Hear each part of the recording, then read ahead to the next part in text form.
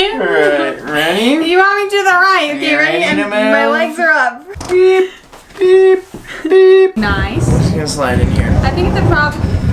Just gonna scoot on in here. Excuse me. Cut. What's up, everybody? Welcome to this very special YouTube video featuring the amazing, the talented, the injured Nicole Mack. So, in this two-part video series, we are going to be going over the top 5 best things about van life and the top 5 worst things about van life.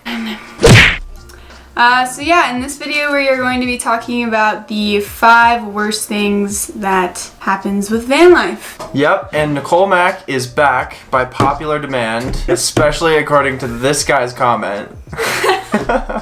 Yeah, so to catch you guys up, we spent about 2 months in quarantine building out a camper van, and then we finished up like the end of June, and we spent 2 months on the road. We did Colorado, Utah, Nevada, California, and then we headed north up to Oregon and Washington. And yeah, it ended around late August because Nicole here had to fly back to get surgery. This ball is so loud. This video is going to be a disaster.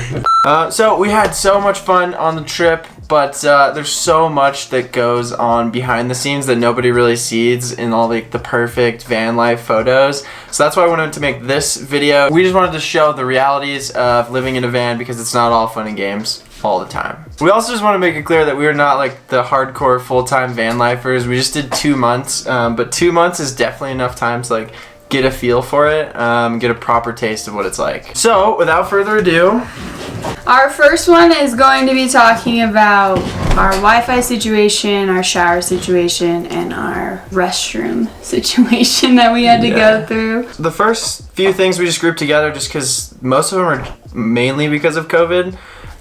So the Wi-Fi, we are currently going to fix the Wi-Fi situation, and we're working on that. But it was really hard because like usually when you travel and do road trips, you can go to a Starbucks like the whole day. You can work, you can get Wi-Fi, air conditioning, and you're good. But with COVID, that was totally shut down. Showers too. We had a portable van shower that was super nice. Like in Utah, we just like took showers for fun just because it was cold water and it was so hot. But gyms are closed, so we can't shower, and then toilets too. Like in a lot of cases where you could usually rely on Starbucks or McDonald's for the bathroom, you'd never know where the toilets were open. So we ended up doing like Safeway. Yeah, Safeway is the safe way. For sure. So for example, when we were in the Arches, I decided to take a shower after our long day of hiking. And I got to take a shower underneath the stars, which also was a great idea and a bad idea because the water like circulates through our shower. And yeah, it was pretty windy, so I froze my butt off underneath the stars, but it was pretty cool. Yeah. Amazing. But yeah, there's definitely pros and cons to that. And right after she took that shower, I put the shower underneath the van because I was like, it's gotta dry out overnight. So I was like, it's perfect. I'll just slide it under the van. And so we sleep at night, and then wake up the next morning, and we're going for sunrise. And I put the van in reverse, and we just hear. And he looked at me like wide-eyed and didn't say nothing and just ran out of the van. Yeah, I sprinted out of the van. It was like the shower's definitely toast, but I only ran over like a little corner of it and my shampoo. Yeah, basically like pulverized all of our shampoo, but the rest of the shower was okay. So it is nice in some cases, but it's also really nice to actually be able to go to a gym and shower. So hopefully after COVID, that'll be less of a problem. Because you can definitely like shower at campgrounds and all that, but a lot of the campgrounds didn't have their showers or restrooms open. All right, so getting into number 2, which is locking down. Which this guy always forgets to lock the fan down, even when he says he's gonna do it. Yeah, so in the van, you're basically driving around a giant apartment, and that means every single little detail has to be totally locked down. Like the car moves a ton, even if you're driving carefully or on the highway where you're not moving a ton. Even small things can like throw drawers out, or in our case, just because of the way the fridge was positioned, I didn't build a strong enough lock for the fridge. So a few times, I think 3 or 4 times. There's way more than that. We were driving, and we'd be driving somewhere, and I hit on the brakes, and all of a sudden we'd just hear like, poof, this huge noise in the back, and we'd look back, and our fridge would just be on the floor. It just flew out like a missile. It was great. Carrie, can you tell them what happened? Guys, so we were driving. All of a sudden, this like magnificent elk I've ever seen in my life freaking elk ran out in front of us. But the sad news is the fridge broke. We slammed on the brakes, and this little lock that I put in didn't hold. So all of a sudden, we just heard this like whoosh in the back of the van. Also, do you guys want to see a drunken Gary?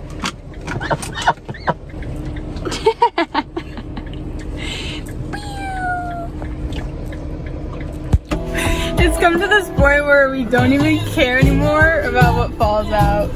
Just like this massive noise, and we're just looking at each other like, what is it? So we eventually came to agreement of making a little checklist of stuff before we hit the road. And usually it was locking the fridge, making sure all the cabinets were closed, making sure the table was locked in, and then checking outside the van to make sure we didn't leave anything out there. And making sure that the fan on top of the van is closed. Yeah. Yeah, I always forgot the fan. But the fan never flew off on the highway, which is great. Yeah, and like also just literally everything you put on the counter or anything, like we had little plants and succulents. Oh, yeah. Before I killed them. What did you do? Ow! Oh, darkness, my old friend, I've come to talk with you again.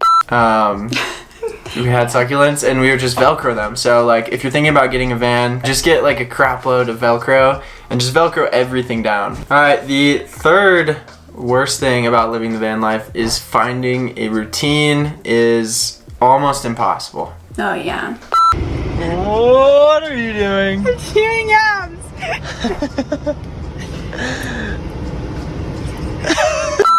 Yeah, so like I was thrown, it was probably like a lot easier for Danny than it was for me because I came from a very structured life where I did volleyball, woke up at a certain time in the morning, woke up and ate at a certain time in the morning, and then I would basically come back to my apartment and then have it all set out where I'd have to do my homework at this time, then get ready, then go to bed at a certain time. So going into van life, I was just like, oh, I'm gonna make it, I'm gonna have like a routine figured out, but it's so hard because you don't know what's gonna be thrown at you that day, and you don't know where you're gonna go, you don't know where you're gonna like go to the bathroom, sleep. But yeah, it's just like, you never know what's gonna happen that day. And you can plan it out as much as you want, but van life, shit happens. yeah, shit does happen. It just happens and you can't control it. Van. Yeah, there were plenty of times where I would like wake up in the morning and I would have to like look outside to see where we were. Like I woke up, I had no idea like what state we're in. I'm like, wait,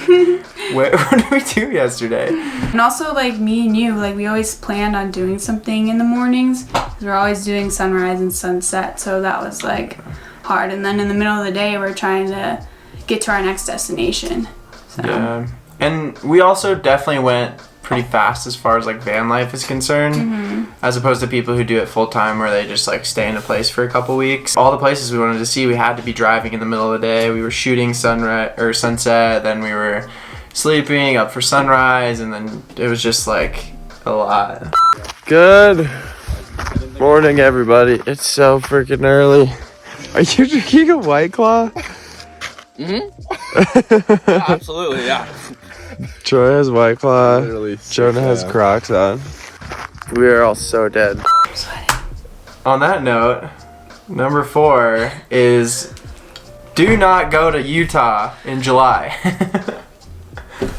Yeah, don't do that. At one point we were driving on the highway, it was 1:17.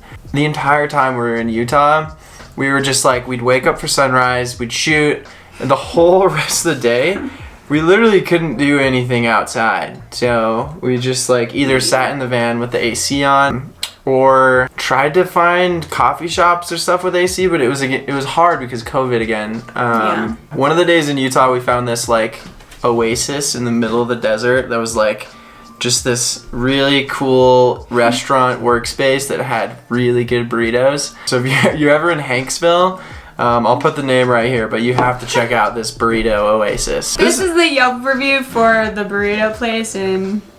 And before we get to the next one, I'd like to thank our sponsor, the Burrito Oasis in Utah. Just kidding, but the place is really sick. Yeah, even just the van being AC. in Utah in the summer, don't do that. Yeah. So our last and final one was saying goodbye to friends. Whether it be if we were staying with family, we just met like some really awesome people, or we were traveling with some big group of friends that we had. It was always super hard to just like peace out and say bye. And these two are leaving us.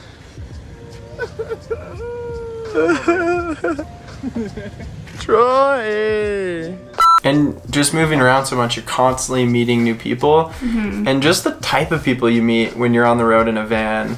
Like, all the people are just so cool. And like, when we were in Tahoe, we were at this certain parking lot. And every night, this other van also parked at the exact same parking lot. So we like made friends with them, and they became friends. And it's just like, you meet so many interesting, cool people. Yeah, and like when we were talking about the routine, when you start having a routine with people again, you're like, oh my gosh, this is so awesome. And then when that's taken away, it's not like it's taken away, you just say goodbye. It's just kind of sad. It hurts your heart a little bit. And kind of, you just never know if you're going to see them again. Yeah. Some people you for sure are going to see, but other people, like, we met this, like, crazy group of people when we were at this hot spring in Oregon. They were so funny. They were like hashtag van life people. Yeah, they, like, full-time lived in their van. So awesome. Her van was, like, covered in, like, rocks and crystals and stuff. Yeah, it's called the Vanisty. Isn't that an awesome name? They were so much fun to be around and everything, but that was just, like, an example of someone we might not ever see again. Yeah.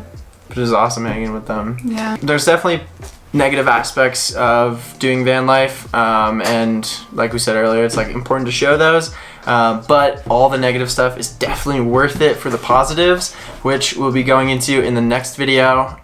So I will link that down below. Anyways, guys, that's it for this video. Peace out. We will see you in the next one and talk about the positives, which is the fun part.